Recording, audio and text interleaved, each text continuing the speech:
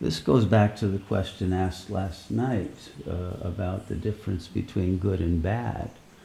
And you remember the question was not the difference between good and evil, or right or wrong. It was just the question of good and bad. Now, most of the time, that question is not a question of savoir, but of savoir-faire.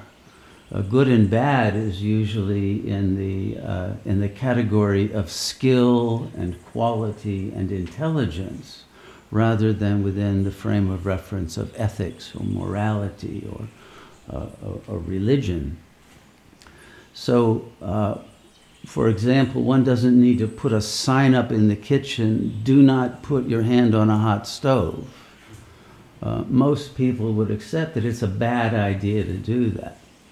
But you don't need to turn that into some principle or make that part of Dharma. It's called common sense. And so our experience that we gain from infancy, in fact, even from the prenatal state, is a building up of a database of experiences that tell us the difference between good and bad. And it is subjective, and it is temporal, and it is contextual. So, for example, it's a bad idea now for me to eat a pizza because I won't digest it.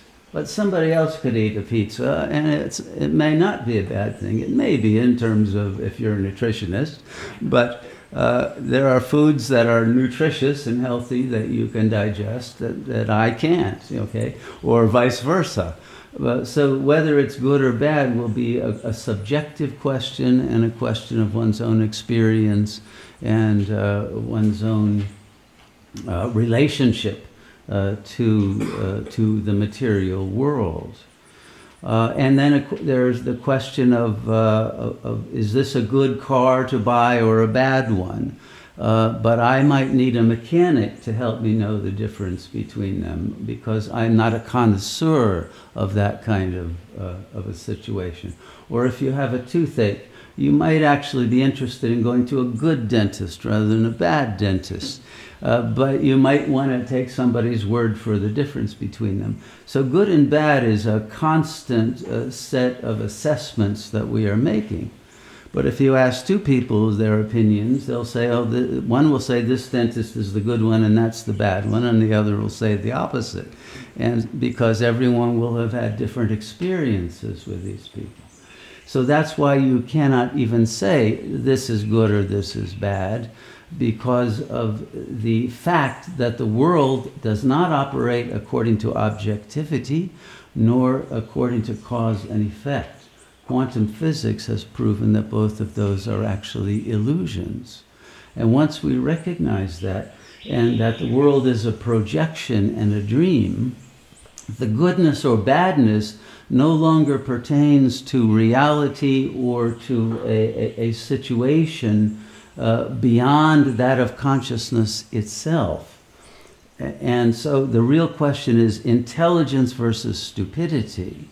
And the more intelligent that we are, the more that our actions will produce outcomes that we will consider good rather than bad. In other words, we won't have regret for what we have done.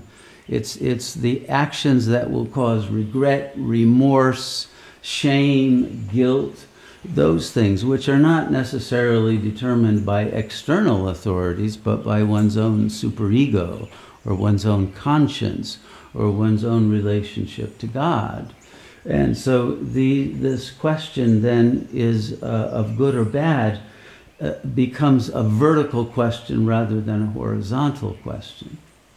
And that's when the pairs of opposites shift from good or bad to that of good or evil, or right or wrong.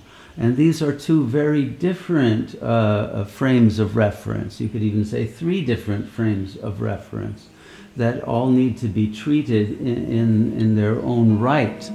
So, for example,